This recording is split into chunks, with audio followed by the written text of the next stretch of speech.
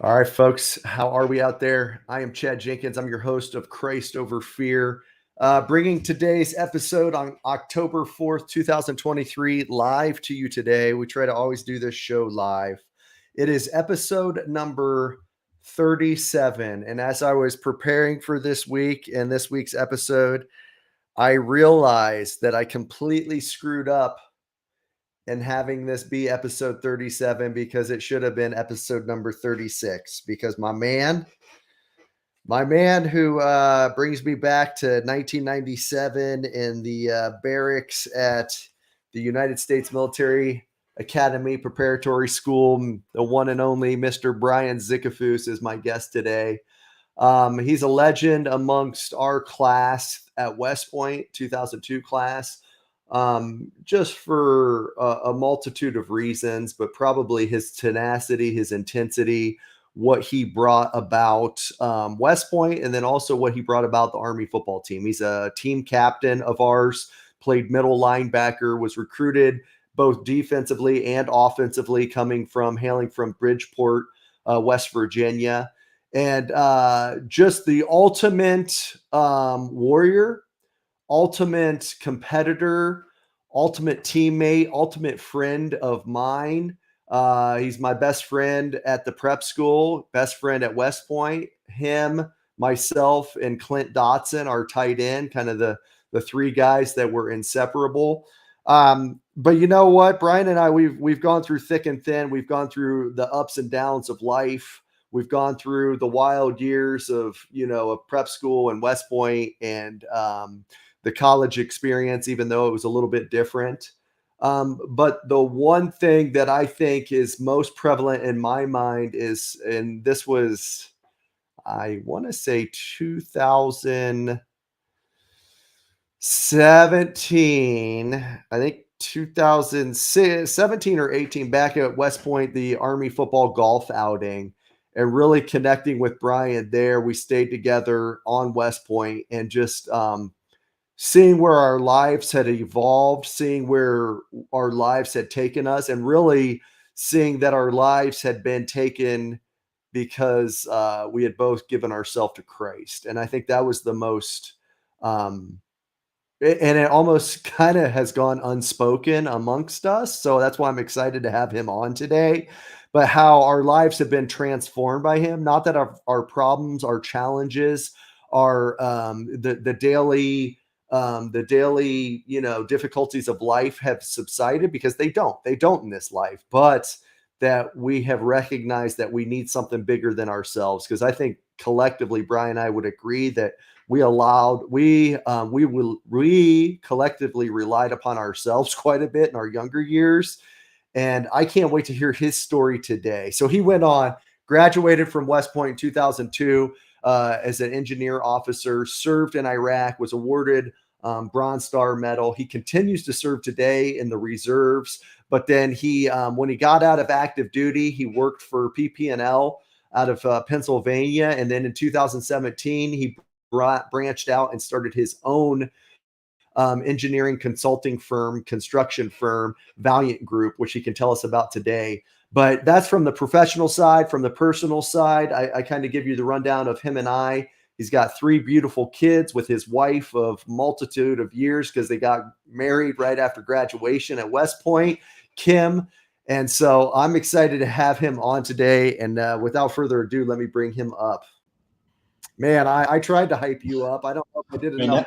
that was an amazing intro. Background music. What I need to do, Zick? That was an amazing intro. I started getting kind of choked up. I was like, "Holy crap!" Appreciate Well, you know what you mean to me, man. And I don't know. Sometimes we wear our hearts on our sleeves and we can be open and honest about it. And then it's weird because then, that bravado gets covered back up with our thick skins and our thick skulls. But I just want you to know, through thick and thin, through everything. And it's weird. I was nervous asking you to be a part of this show, and I don't know why. It just one of those where how much I look to you still today. And I don't know, we don't stay in touch as often as we could or should, but it's still one of those things where I cherish you. I cherish you as a friend, but I think ultimately what I cherish you for is because I know where your heart is. And I think that's the most awesome thing.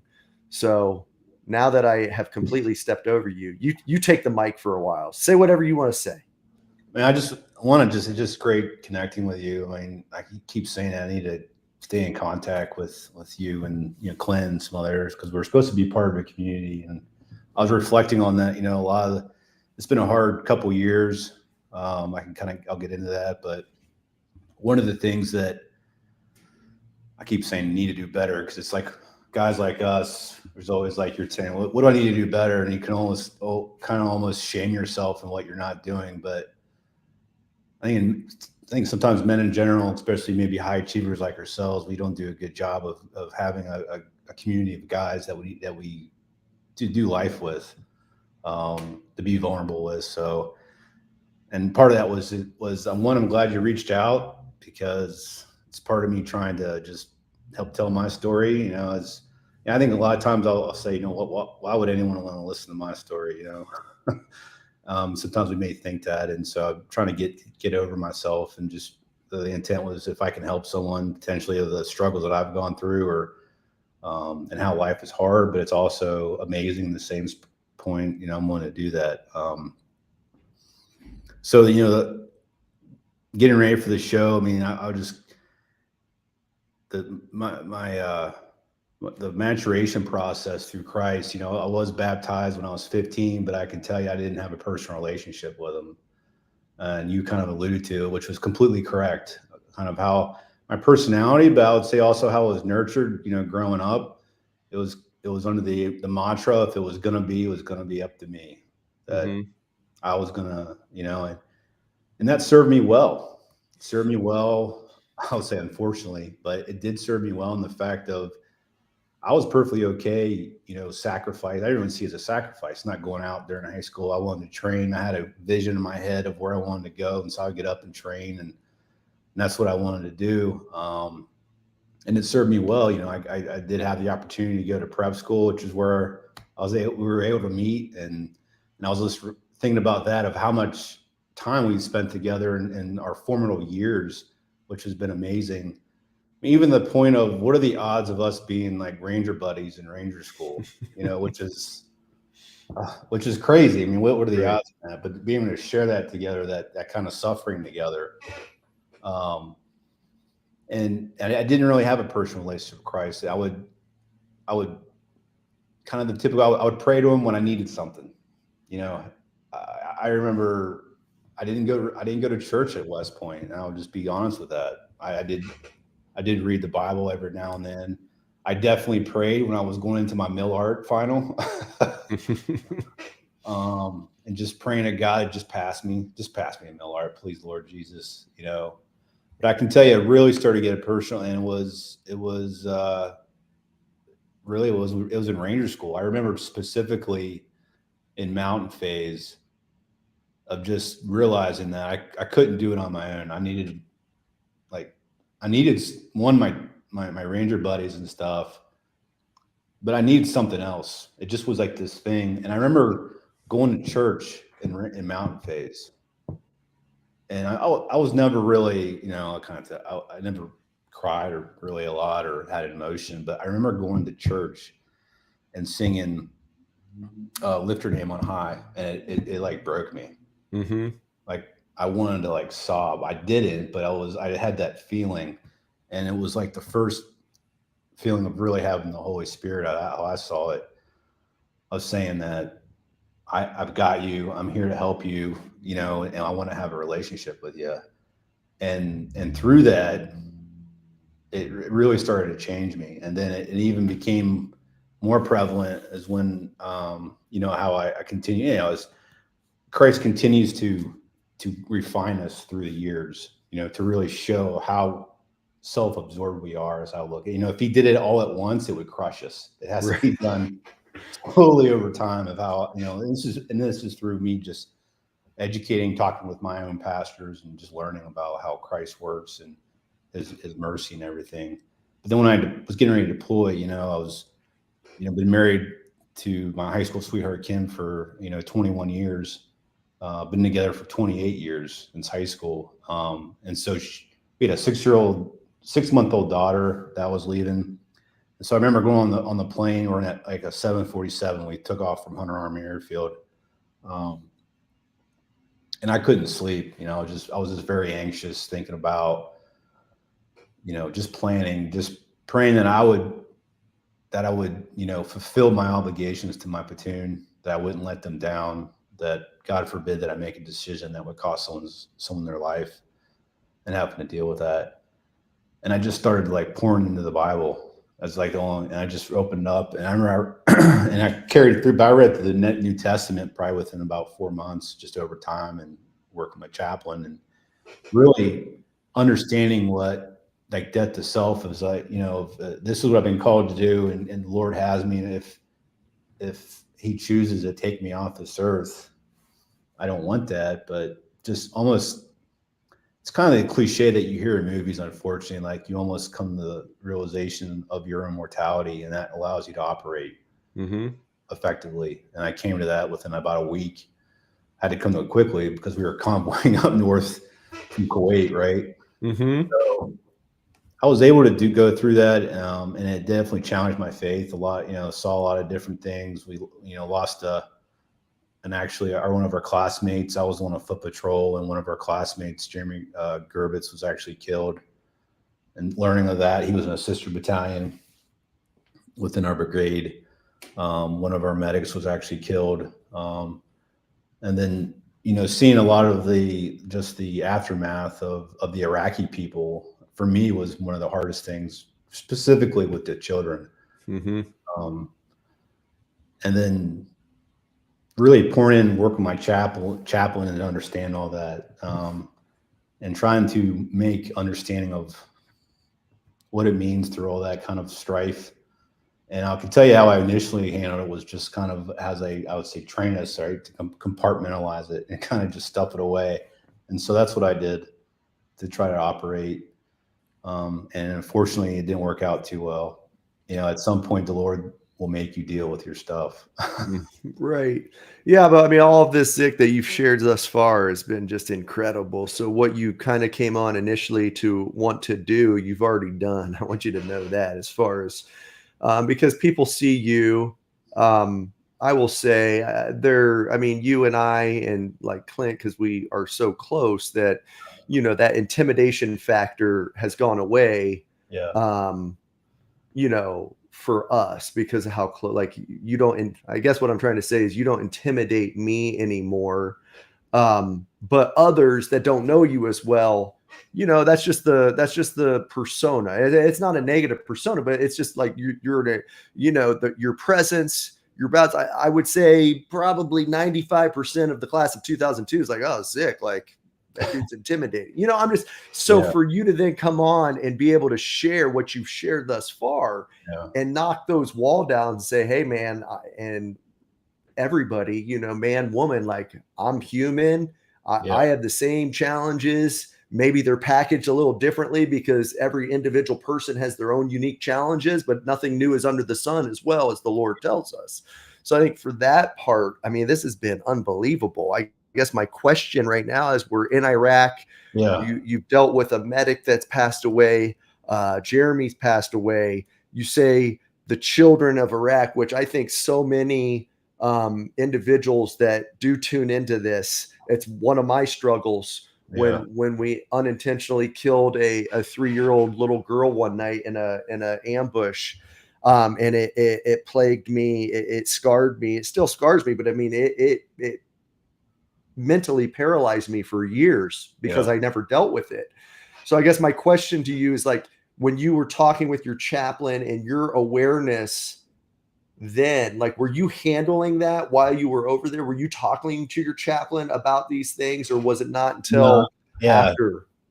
So I was talking to my chaplain just to understand the Lord. And so I got an appetite and just a hunger for the word. So I read through the word, and it was just like I couldn't put it, any time I had, I would read through it. But in the midst of that, I wasn't dealing with a lot of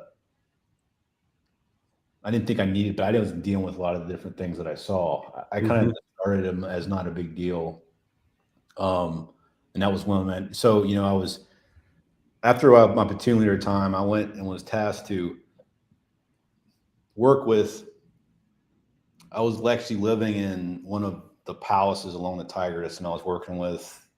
It was me and a couple other soldiers tasked from brigade to work with one of the Iraqi battalions. This is like before MIT teams, if you remember that. Yeah. It was very unorganized. It was kind of scary because you almost were more concerned about being shot by one of the Iraqi army persons because they didn't really know what they're doing. So you're trying to train.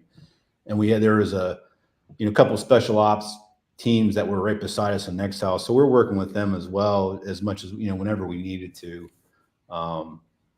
But from that, different IEDs would go off, and just seeing some of the aftermath with just the populace. And, when it happens, I could just, being honest, I didn't think anything. I was just kind of going through the security and making sure everything was secure, and if there was any additional threat. It's in the quiet time that kills you. Mm-hmm. You feel that, with other things. For me, I was a bit busy. So I never really dealt with those, and I didn't speak with the chaplain, which I should have done. Hindsight's 2020, and I didn't deal with it. I didn't deal with any of that. And honestly, I didn't deal with a lot of the stuff growing up and dealing with how I dealt with things in the past. Because, you talked about, kind of going on a tangent, but you talked about kind of my intimidation, and some of that was my false self, that served me well. And my false self was a fact of just this tough guy. And it was applauded. I love playing football. I loved playing with you. It was one of the greatest things, of just the teammates and the friendships that we just winning together and just playing. But in the same sense, I did have this false self that I had always had to be this tough guy in every sense of the way. And if anyone questioned that, or maybe, would question it, I would immediately snap too. And in retrospect, was very immature, and it was exhausting, to be honest with you. Mm-hmm. In the military, I did this, I did the same thing. Almost if anyone questioned me, I had to make sure that they knew that I was the toughest and I could take you down. And sometimes to my own detriment of talking back to maybe a captain when I was a lieutenant, even though I knew I was right, things of that nature. But I read a great book called Heart of the Warrior by Michael Thompson that really, it was probably about 7 years removed from active duty. I was in reserves, and wasn't dealing with any. And I can tell you that I lost the ability to feel. I know that sounds crazy, but I literally had no feeling in the fact of empathy. Mm-hmm. And it affected, and unfortunately, I had to ask forgiveness to Kim, just how I wasn't, just to be honest, I wasn't there for her in many different circumstances because of that. Mm-hmm. And it was hard because I didn't want to do that, but I had to deal with just being able to deal with a lot of my stuff. And so I went to counseling, which was one of the best things I ever did. Mm-hmm. And just talking with you, I know we opened up and just talked about, and just sharing, Christ says to share our burdens with each other. And as men, we need to do that together to make ourselves, we're supposed to be dependent on one another. And that's how the Lord made us. And so I had to work through that, and really to feel again, to show what it means to feel compassion, to say it's important to show up for your wife, of choosing her above all else. I mean, she knows you have to work and all that stuff, but to choose her, if something's going on, and it's not that making her a priority. So I had to, and I'm continuing to learn what that is. I'm not saying I've figured it all out by any means, but I'm very intentional about that. And I'm very intentional about just being open and talking and well-being and mental health and counseling and everything else. And all through that, the single thread throughout is the Lord. I don't say this to say I'm great, but if I don't spend an hour at a time in the morning in scripture with my devotion, my day it doesn't go well. Mm-hmm. I need that, and I need that significantly to maintain and to know that I'm walking where I should be walking. And sometimes I mess up. A lot of times I mess up, but I was being honest. You're not alone in that, bro. You're not alone in that. Well, and going to the feelings, I mean, you say it, and as you're speaking, I mean, I'm reflecting on, to almost like a scary similarity, that same thing of losing complete feeling and compassion and empathy and, you know, to Emily, and then also even to like my kids Yeah. at an early stage. Yeah. And through the Lord's grace, not trying to excuse it, but it was his grace that, like, what I say, the proverbial IED blew up in my life early enough to allow for his grace to work, obviously in me, but then also to like mend that with how I was, acting with Emily and the lack of empathy and compassion, and then also with my kids. Um, and it just brings me back, I guess, how that's a continual effort, man, because Yes. the Lord will be with us, but like I've had to fight as of recent, like going back to the self-reliance Yeah. and fighting that. And Zay, I'm like, and this might sound trivial, but it's not, because it's our life. And you emphasize, what football meant to us, what Yeah. football still means to me. So Bryce, they lost a game. They lost their final game last night. They were going undefeated Oh, last night, and they got smoked. They got smoked 30-0.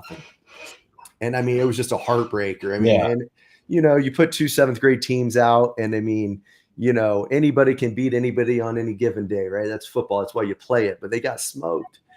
And like my conversation with him this morning, I was like, man, like I've got to teach him now, like the Lord has got you. The Yeah. Lord, this game does not define you. Whether you had won it or whether you had lost, which you guys love, like it doesn't define who you are. But now having to use where I would have relied upon myself or beaten myself up, and I know he's doing it. I know him, and he's getting into that. Like, so like that continual struggle. Like, have you dealt or not dealt, but like, how do Yeah. you navigate that with your kids as well? Yeah. And it's the same thing. And I can tell you, I haven't done this enough, or just having more, but I can tell you my girls. So I have my oldest daughter is a sophomore in college, which is crazy.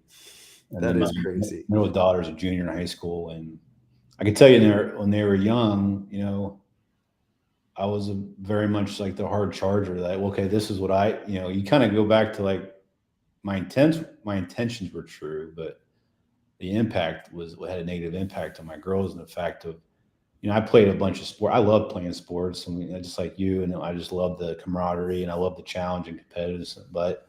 And so it kind of worked out for me. So I was like, well, I want to get them sports. And so we ended up having them in multiple sports, and really running the family ragged. Kim was running ragged, and it was really all to appease me, to be honest with you. And I Mhm. wasn't like but I thought I was doing the right thing. Hey, and running them nuts. And then we came to basically a decision through all that. I was like, really, it was Kim, to be honest with you. Like, we can't keep doing this. This is nuts. We don't have a life, and weekends, and like, what are we doing? And we kind of just stepped back. And that was about the same time that she actually said that you need help. I laugh about it, but I did. And it was like all these different kind of lines of efforts happening. Um, but through that, just to talk about what you said, it's not your identity. So Right. in sense, like football was not, I saw it as my identity, and then military became my identity, right? In the same sense, but it's not, I have a higher purpose, and how Lord's walk, my walk with the Lord, and understanding it. And so my son now, who is 10, he started his first year of football, which I thought was a good age. And I continuously have to tell myself just to, sorry, my screen just went blank. Oh, here we go. You're still on my end. I had to tell myself just to be there for him and encourage him. So my first inclination is always to, you don't have enough, you're not weight enough for in the 3-point stand. He plays defensive tackle, starting defensive tackle. So, you need to come out harder. You're not exploding out. So all these different things, right, that I'm immediately thinking of. And I don't do that because I've been wounded significantly through different, I probably won't get it here, but just through growing up. Mm-hmm. I'm very, to try to parent my son, I would say more of how I wanted to be parented in the same sense. So to be honest with you, I'm glad, I'm intentional, but when he comes off the field, first thing I tell him, hey, I love you, brother or buddy. I'm proud of you. How do you think you did? I think I did great, Dad. I'm like, awesome. Yep. We go get some ice cream. I'm like, cool. Yeah. Let's do it, Right. And then try to just, when in time's right, to kind of sprinkle in some feedback. But it's amazing how my first inclination is to, honestly, I guess, is to criticize, is to make, because my inner thing is I want him to be so successful, right? That's my intention. Mm-hmm. The problem is that through that intention, it can have really bad and negative impact on a child that's very young, that's so impressionable, and all they want to do, as we know, and all he wants to do is just wants approval from his dad. And so it's constant thinking through that lens. Mm-hmm. Because I know when he's 30 years old, midget, whatever, Pop Warner football, whatever, it's not going to be a big deal. Right. I know. Just a seventh grade. And I mean, I just had this talk with Emily this morning. Like, I gotta revise and refine next year. Like, cause I can't be as keyed up for this season. And I mean, I will say it's such a battle, man. It's such a battle. And the reason I want to share this battle for others out there is because and I know you have done the same thing, Brian. I've worked so hard to be present. Yeah. And to not be frozen anymore, because there's also the opposite end of the catalyst, or of the pendulum, where when I first came back from 4 trips and being a new parent and still figuring out how to even be a husband, like, well, it doesn't matter. It's not combat. You know what? It's not life or death. Nothing matters. Right. And like, we can't live our life that way either. So I had to get rid of that and like, no, like, okay, it might not be a life or death situation, but this still matters. And this still being present and in the here and now, like, is important. But now it's like, okay, but like, now have this situation, although very present, like, don't overemphasize and make it bigger than it needs to be on the totality of somebody of our kid's life and our marriage, and like, be present about it, but like not so laser focused that being what hyper what's the one, hyper anxious or whatever it is. That's a chip on the shoulder that you can see. And I mean, we pray, but as military, and one thing great about the military, though, is it puts you through hard situations, and through that, as men, we want to know that we have what it took to go through hard things. And from that, I call it, going from that book I read, you become oriented. You have nothing to hide, prove, or nothing to fear, hide, or prove. Mm-hmm. Feel confident through the Lord, and feel confident in yourself that you've made it through. And we all have to go through challenges. That's when we need challenges, because then it refines us, right? But one of the pitfalls, as you were talking about, is then you can get an arrogance to you. Mm-hmm. I still have to check that. When your child or it could be your spouse or whatever, they're upset about something, those feelings are true. Mm-hmm. The fact of discarding them because, well, you don't know, that's not hard because right. I went through, that's such a, I've done that, I still have to check that. Mm-hmm. And when a child is young and their emotions are big, as my wife would say, is those emotions are true, whether it's over, a test or whatever it may be. I have to continuously think about through that lens, and just and try to just be there, present, and get on a knee if need be, and just be there. And that's all they need. And I wouldn't be there right now without the Lord mercy, comfort, of understanding what it means to have compassion. And going through your own struggles as well, going through my own struggles and going through the wilderness, you do gain even a better sense of compassion because you have gone through hard things. And so when you see someone else struggling, you have significant compassion for them. Mm-hmm. I'll tell you that right now. It's definitely grown within me, but it's a constant intentionality of and me really understanding what it means to death to self, of trying to continuously be obedient to the Lord. And it's so hard. Because it's almost impossible it is impossible to be completely obedient, but to think, to just work within his commands and be there and try to show Christ through your actions and have that on my mind as much as I can is a daily struggle. And that's what it means, death to self. And if you're not trying to do death to self every day, then maybe if I'm not doing that, then I've kind of lost what I'm supposed to be doing, to be honest with you. Well, and I think you bring up a great point too. It's like I like that you use the word impossible, right? Because it is. There's only one. That's why we follow him, right? We got to follow him because he's the only one, because he's God, Jesus, that was able to do it with 100% complete perfection, especially, all the time, but especially in his earthly ministry. And I think, that's where we also have to be willing to accept his grace, that, man, we're going to strive for that each and every day. We need to strive to death to self, but also, and I won't even say it goes back to that, like, oh, give ourselves self. It's not self grace, but recognizing the grace comes from him, that Right. like, hey, we're infallible. We're fallible. We're going to screw it up. But as long as we continue striving on that path, with our eyes fixed on him, he's going to have us. And so I love that you bring that point up.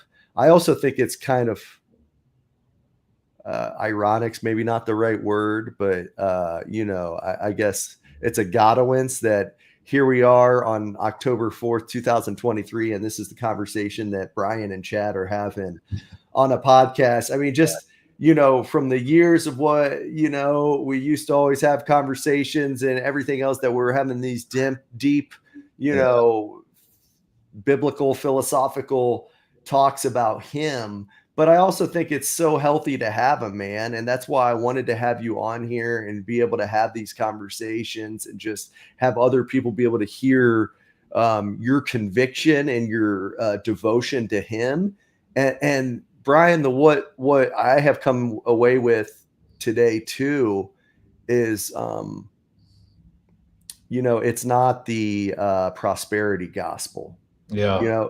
And prosperity not even being like from a financial standpoint, but the prosperity like, oh, life is great. We're doing awesome. Like, living the dream. Like, I hate that say. Every time I hear somebody say living the dream, like the old Chad wants to punch them. And I'm like, well, I can't punch them, but just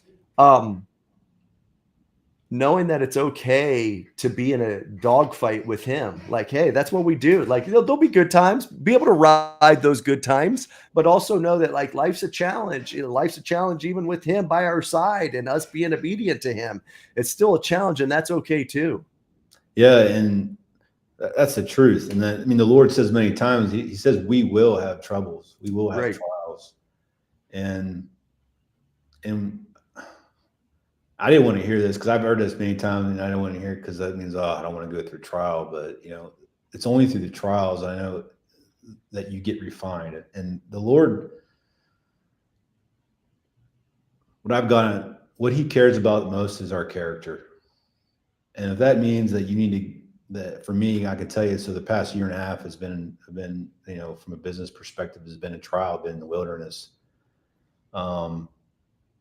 And it's been different in the fact of, when you go in the Army deployment, I signed up for that. You know what I mean? I kind of knew what I was getting myself into. And this whole thing I won't get into too much, but it's been a struggle. I didn't sign up for that. And I'm accountable for everything the company does, but I wasn't responsible for for everything, most of that occurred. And I had to work through a lot of that, and to be honest with you, just as David did in the Psalms, of just pouring my heart out to the Lord of understanding and dealing. And that's what he wants to do, of bringing my unbelief to him, like, why am I going through this? I don't, the typical question, I didn't deserve this, and blah, blah, blah, blah. And, but it's only, if I didn't have gone through that, I tell you what, I wouldn't have read probably 20 books on the Lord and gone through Bible studies and gone through different, just reading again the book called Resilience by John Eldridge, which is amazing. I wouldn't have gone through that, and I wouldn't have had my character refined. And really, for him, and the constant thing for him was telling me is that you need to trust me. And if you ever heard of, I was basically having I don't know if you heard before, a Gideon revival. So if you remember Gideon, he was the mighty warrior in the Old Testament, and he had this huge force, and the Lord slowly dwindled his force down to I think it was 400 guys. So everyone knew that it was only through the Lord's grace and power that he was going to win, and he won. And that really spoke to me. I was listening to different podcasts because this is what spoke to me as well, and maybe this will speak to someone going through hard times. If you're struggling with different things, of maybe you didn't see something coming, you felt you're doing everything right, and it just didn't work out. Well, if you take credit for the failure of the organization, or maybe things that happen, then maybe you'll take credit for when it's successful. When it's not your credit to be had, it's the Lord's credit. To learn that, I've definitely, one of the main impacts is everything is to the glory of the Lord, to be to the testament to bring people to him. And that's one of the biggest things the past year and a half that I've really learned. And it's been one of the hardest struggles I've had to go through. And, we're pretty much out of it, which has been amazing. To that effect, but all glory to him of just bringing us through that, and all the learnings that I've made through it, and to truly understand kind of the scripture of I think was it James 1 verse 2, consider it pure joy, right, when you're brothers and sisters. Yeah. That's crazy, because I would read that and I'm like, you're nuts. I'm like, why do I want to say? Well, because it means he's working through you, and he's trying to refine it. And I'm kind of going off, but it's like, no, you're not. What does he do? He disciplines you too. And so what did he do to Jacob that he didn't do to Esau? He rode his butt, man. He wrung him out. And Jacob wrestled with him, right? Both, literally. And then, I wrestled with God too through this whole thing. And that's what he wants you to do. And that's how you get better. And he wants that true relationship with you. Well, there's a couple things. The James 1 reference is amazing, because I've said it before. I could pull it up on another episode, probably of this show or other podcasts, where I've said, I never understood that verse of who would want to go through affliction until I truly gave all of myself to him, because even when I gave him 80% of me, I'm like, I don't want that. But once I gave 100% and went through the affliction, and then had to truly give him everything, because I had no other way out, then I finally understood it. And what you just said, Zick, about, the 20 books and relying upon him in the Bible studies, and I don't know if this is true for you, but I'm going to make an assumption it is. Also, in those afflictions, in those trials, what it does is, for me, during those lows, it's also when I've been the closest to him. Absolutely. And it's when I have had the most unbelievably intimate relationship with him is through the darkest of the hour. Yeah. And so that's why he does it, because he knows me, and he knows my creature comfort is to go back and rely upon myself. Right. So if it wasn't that way, well, then it's just, I got myself out of that. I got myself out of this. Why do I need him tomorrow? I got him, I don't need him today. And so it's continually on that front. And then the other thing that I think is huge for our audience, is what you talked about when looking at the Psalms and pouring your heart out to Christ as David did. And whether it's a kind of a woe is me, and why is this? I don't want people out there not to think, read the Psalms. that is a form of worship. When we don't have the answer and we're kind of having a pity party, well, Yeah. as long as we're going to him on the pity party, Yeah. that's who he wants us to go to. He Yeah. doesn't want us to go to the pity party to our wife and put that burden on her. While Right. we can be open and honest and communicate, but like that pity party is not to be put on her, not to be put on others. It's to be put on him. He's big enough to take that, and Yeah. he wants that from us. Absolutely. I mean, and the Psalms are amazing, you know, and then for me, the Psalms even more of David, who was a mighty warrior and almost trying to understand, you know, he went through just hand-to-hand combat for years and just trying to like, wow, you know, who knows what he also went through, right? In the aftermath of all those battles.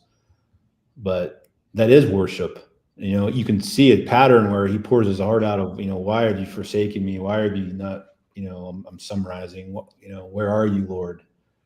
But immediately after that, he still, you know, I remember how you brought me out of the pit of despair, you know. So it's just, it really taught me how to pray, as well as just, you know, pour your heart out, but also in the same sense, you know, worship that he is sovereign, and that through all this, through that worship is sovereign. That's where the peace lies. And really, I understood that of truly that God's peace is worth more than gold, and it's the most valuable thing. There's nothing like it, to have the peace of him, especially when you're going through trials. So just having that comfort and being able to go to sleep when really you shouldn't, because of all the stuff that maybe you're thinking of and all the contingencies that you're thinking of and all that stuff. And just saying that, be still and the Lord will work at night for you, you know, and trusting in that. And then when he does come through, it's just another testament to his mercy and love, you know? I've got a final question for you. Yeah. Maybe, I don't know. We'll see if it's fine. I might have one more on it. But I thought you said something really powerful that I think the military, especially active duty, but then even the veteran community, um, I'd like for you to kind of go a little bit, just maybe some explanation on, because it's kind of polar opposite of what the military teaches to leaders. Um, and I remember as a young platoon leader, my first deployment, and I got it was actually for the halftime show of an Army Navy game that was being played, and we had a pretty bad month overseas when they came out because the Chinook had gotten shot down. We were the QRF for it, and I remember in that interview they asked me, you know, about that day, and I said, you know, or what, you know, what's your job description? And I immediately went to, well, I'm responsible. And I think it's funny how I phrased it looking back on it, because you can even see the negative connotation in it. I'm like, I'm responsible for whatever the platoon fails to do or whatever the platoon does do. You know, where you could, I wish I would have said it. I'm responsible for everything the platoon does or fails to do. It's ultimately my responsibility. And the military breeds that, right? We take accountability of everything. And I think for young leaders out there, who do that, and then it grows and it grows and it goes upon that self-reliance and it goes upon all those things that we've talked about. I love what you said, even though I don't love the circumstance, but I love how you said, you know, I wasn't, it's happened. I'm accountable for it, but it wasn't I'm not responsible for it. Yeah. I think that shows maturity and faith. I think that shows maturity in where you are from a holistic standpoint. But how foreign was that to get to that mindset from, you know, the old, Years. I take Yeah. responsibility, accountable for everything, Yeah. to no, I can place it where it was. Now I'll still be there to be accountable because I'm the man that writes the checks and signs them. But how much of a growth standpoint was that to get to that level? Significant. I mean, I still work on it and check myself in those realms, but you're right. It's the slow negative slide into complete self-reliance that and also the even the more detrimental, it goes into then continuously shaming yourself. Mm-hmm. And so, like my mind or my cycle was when I was going through, I wasn't dealing with my stuff. I wasn't dealing with what just my inner feelings, because I had this complete shame over myself, and it was this shame of, and even though I told myself consciously that this doesn't make sense, it didn't take away the feeling that I didn't do enough. It was like that pride of that we were supposed to always be the ones that suffer more than anyone else as leaders. Mm-hmm. Hey, I went to West Point. I should be the one, suffering more. I should be doing more, whatever it may be. And so, like, one of the hardest things is when my squad leader, I came back from Iraq, went to Captain's Career Course. He volunteers at NCO, volunteered to go again with a different brigade. He was in country for about 6 months and was killed. He was a close friend. And I did deal with it, but it was this constant shame over myself that, well, I should have been over there with him, and why weren't you? Well, you suck, you're terrible, all these feelings. And then so I would beat myself up physically. I'd make myself work out, I know this now, until I threw up. Sometimes, I would over drink, and it was just like this constant numbing and the whole intention. And then through worship and counseling and all that stuff, of understanding, of giving myself grace and forgiving myself the right way, and understanding what proper boundaries are with people, family, and all that stuff, of what it means to be there for your wife, that I'm constantly trying to get better at. And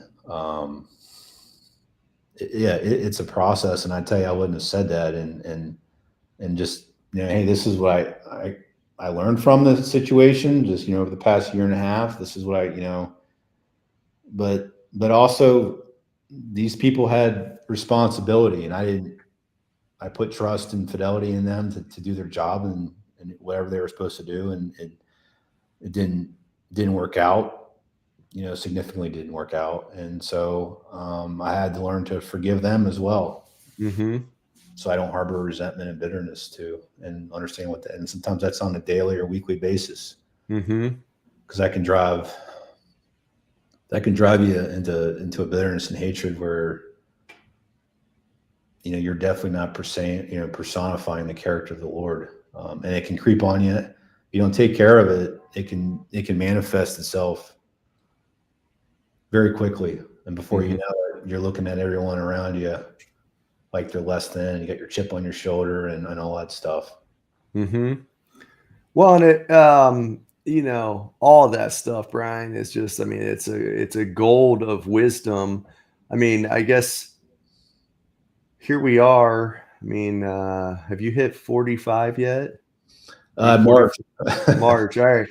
So we're both 44, but I feel like, 37's when kind of the blow up happened, but like, I feel like I'm finally like starting to understand, here I am at 44 of like what it means to be a man, it's incredible, and how do we package that up so that, the guy who's 22 now, who's getting ready to go do whatever he's going to get to do on leading the next generation, like that's what this is for, right? Your nuggets of what you've experienced and how you've reflected and worked through them and continue to work through, same as me. Like, how do we get your son? How do we get my son? How do we teach our daughters to be like our wives? Like all of that's the I want to say circle of life. That's what matters in life, is how do we prepare the next generation to learn from our shortcomings to set them up. Yeah, I wish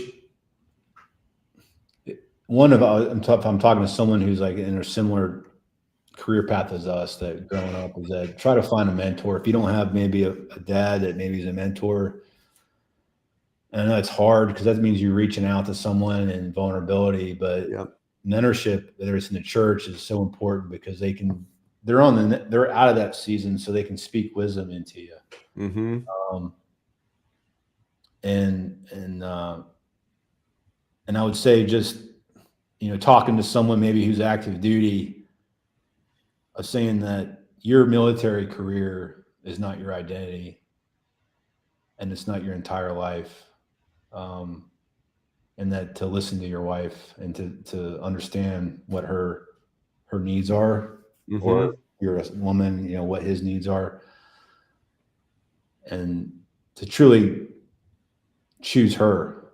Mm-hmm. She understands that you need to work and, or maybe you have to, deploy or whatever, but in different ways as they come up to understand that she knows that you choose her above all else. And I know that's a kind of a high level thing, but tactically to portray that, I'm still working to do better at that. But just, I would say also just pick up a book and continuously grow yourself in the word, and knowing that the Lord's going to take you and be there for you. And that there's a difference between knowing something and having wisdom. Mm-hmm. Like for me, I was like, I know what it says for Daniel to go into, like Daniel wasn't saved from the lion's den. He was saved in the lion's den. Mm-hmm.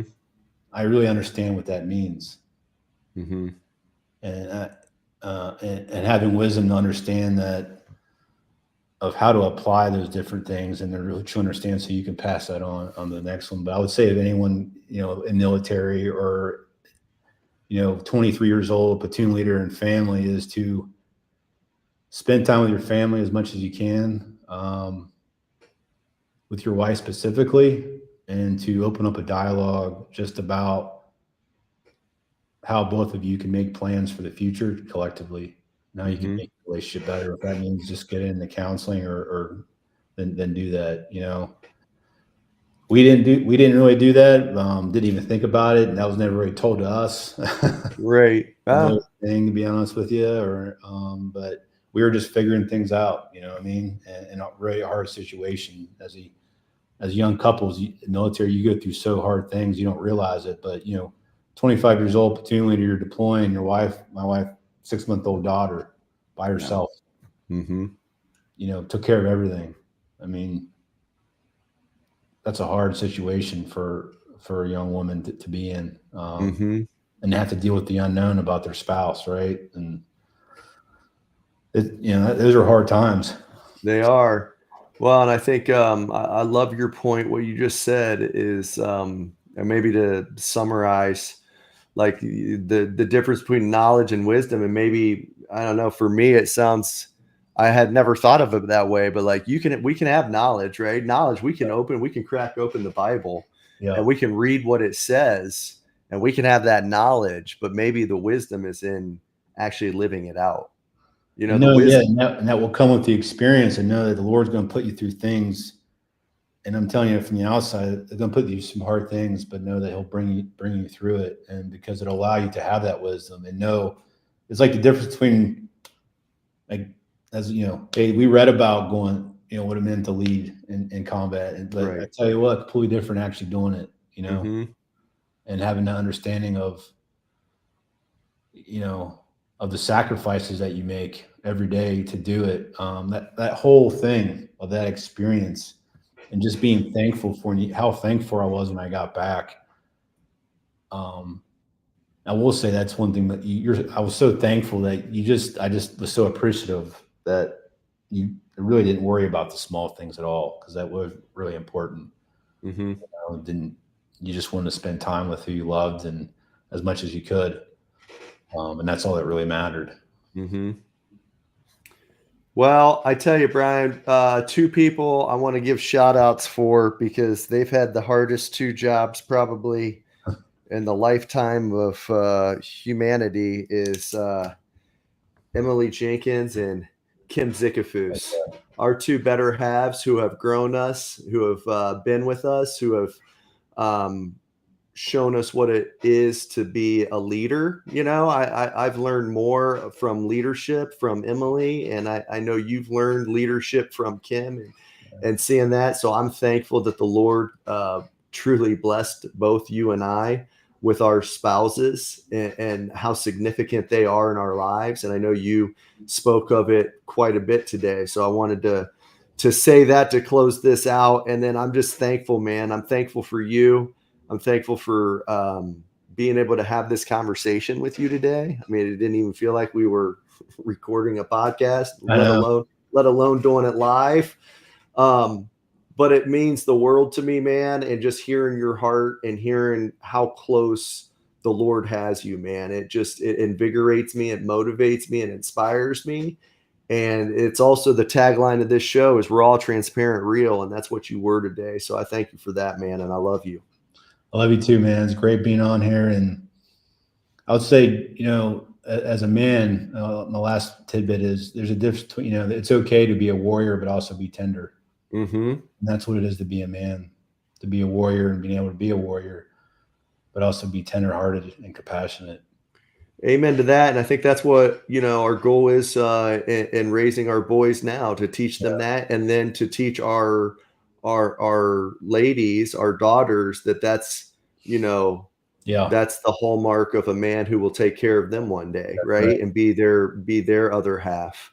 And that's the two, you know, the two characteristics that are needed out there. So I love that you ended it on that, man. Yeah.